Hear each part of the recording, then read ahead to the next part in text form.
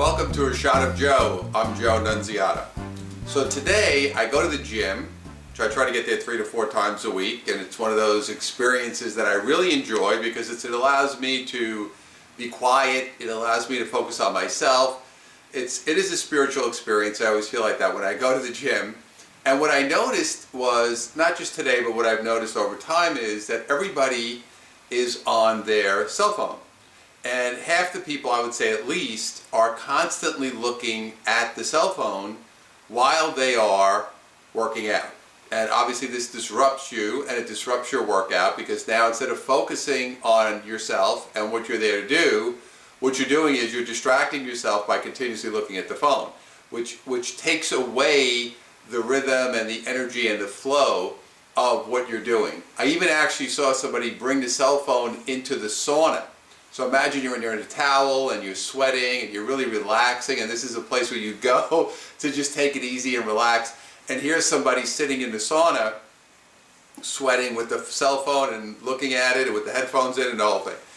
And it really got me to thinking of this world that we live in today, which is filled with so many distractions. There are so many things going on, phones, and people have tablets, and I know I have friends with a phone and a tablet and a laptop and a desktop and all these different technologies, and we're just constantly being barraged with this stuff, and we never disconnect. And as a result of that, we do not get quiet. And one of the things that's very critically important, especially in spiritual work, is really getting quiet, is really learning to be quiet and doing it every single day. And it is very easy today for that not to happen, because you get so caught up and you get so tied up in what's going on. You have all these distractions and phone calls and all, every emails, phone calls, Facebooks, Twitters, whatever it is that you're doing. It's so easy to be filled up the whole day. The other thing that's happened over time now is that people are now conditioned to always want to fill up every minute, every second of every day. It's kind of become this obsession with people that they need to be engaged every minute of the day.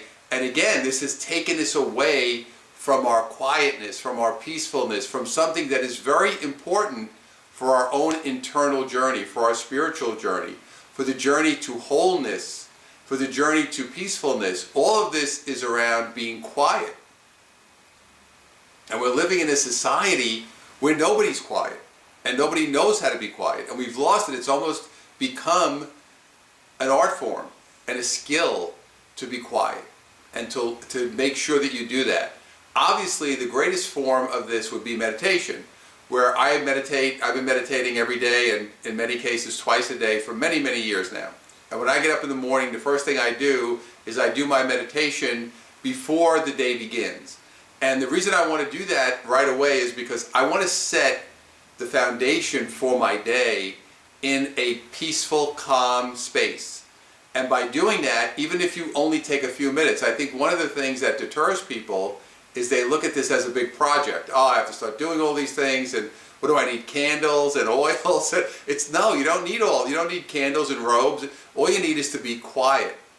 And even if you are quiet 5 minutes, a couple of minutes a day, it will have a great impact on your life. It's going to have a tremendous impact on your life.